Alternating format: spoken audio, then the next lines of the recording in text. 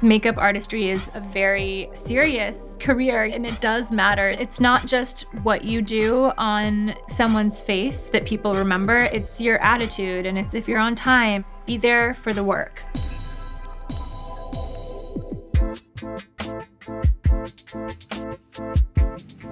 Hi, welcome to my trailer. This is where I spend most of my time on a daily basis. Come in and check it out. Voila, this is my party bus. So you want to know how I became the department head of makeup on Euphoria? Take a seat. I'm going to tell you what it takes. Number 1, how I learned to do what I do. Hi! Welcome. So my career journey started when I graduated from art school. I went to Pratt Institute in Brooklyn, New York. This was 2012. I studied photography. I think my background in photography and visual art really influenced my work today. That sort of like understanding and appreciation for people in their element and in their space definitely lends itself to the work that I do now, because so much of it is about storytelling and figuring out the backstory to these characters and then making sense of what the makeup would look like on them. I have like a pretty good understanding of lights and cameras and like how light can really shift a look. And then from my visual art background, growing up, I did a lot of like painting and drawing and stuff. A love of color is something I've had for a really long time. How I built my portfolio. I really didn't want to wait to get hired for the job to then be able to put, the work in my portfolio. So I would often like do looks on my parents, my sister, my boyfriend. At that time, I was doing like experimental like glam looks and like huge like scars and like bullet holes, like whatever I thought like directors might want to see in my portfolio. I just had a regular digital camera, photographed it like in daylight and threw it on a website. And then I turned to Craigslist and I started answering any makeup ads. So like I would go to like corporate offices and like help people get ready for like their headshots. And then I finally started working with some film schools in LA. My name started going around at like AFI, USC, UCLA. So I started working with film students and I would department head their short films. So I like learned how a set functioned. That was really my training ground, which led to my first feature film. And on that film, I met a producer who would bring me on to work on the film Moonlight.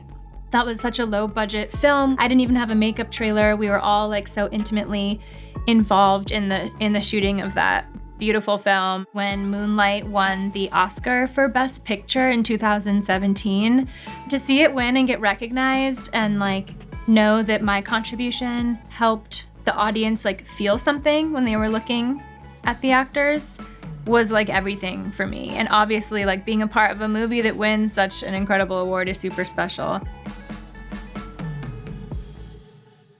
Find a mentor.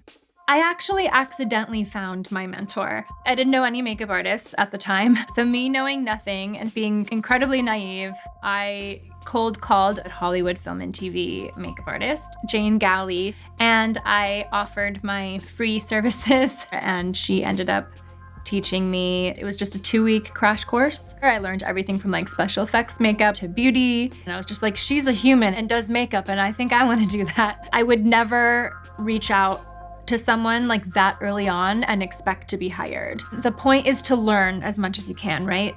And to be helpful for them so that they want you around.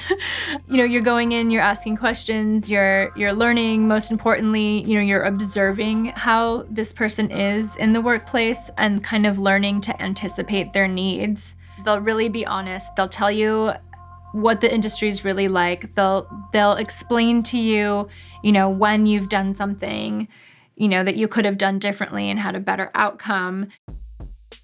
How to build your makeup kit.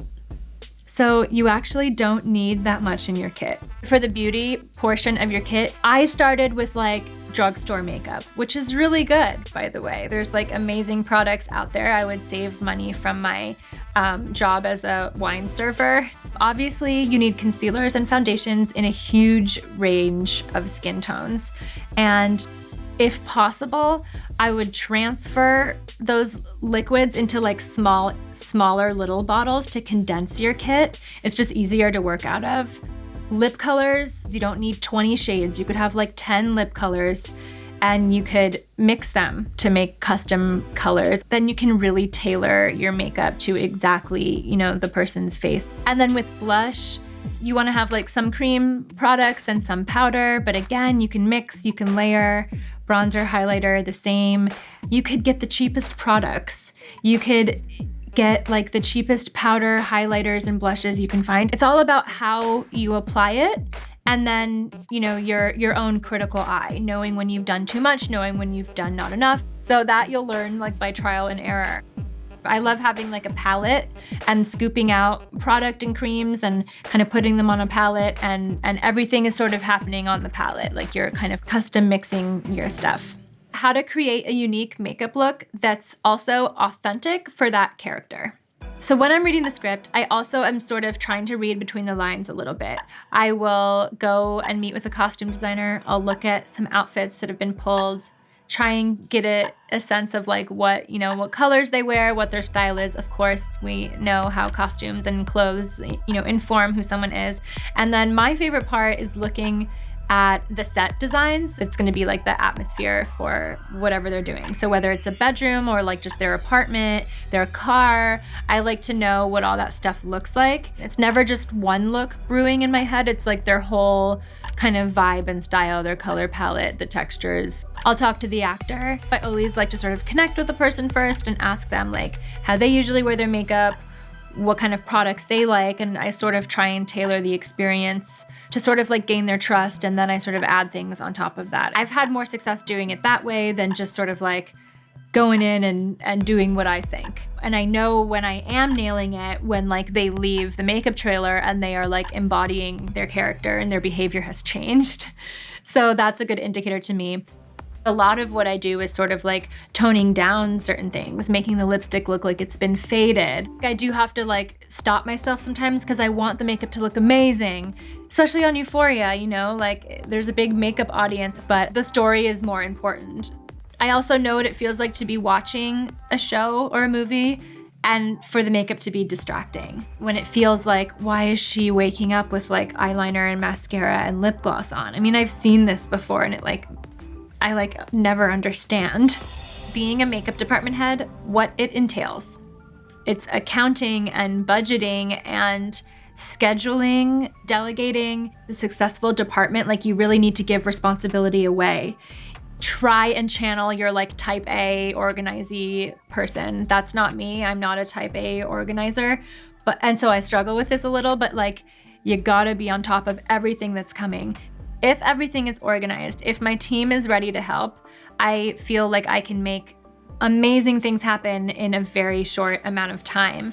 It sucks if you miss something because then it's like your fault and you have to scramble, and I've scrambled so many times. The producer's like, how's the fake arm going? The one we're shooting next Tuesday. And I'm like, yeah, it's great.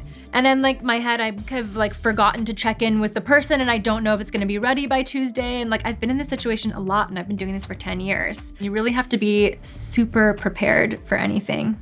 How to make sure you're hired again.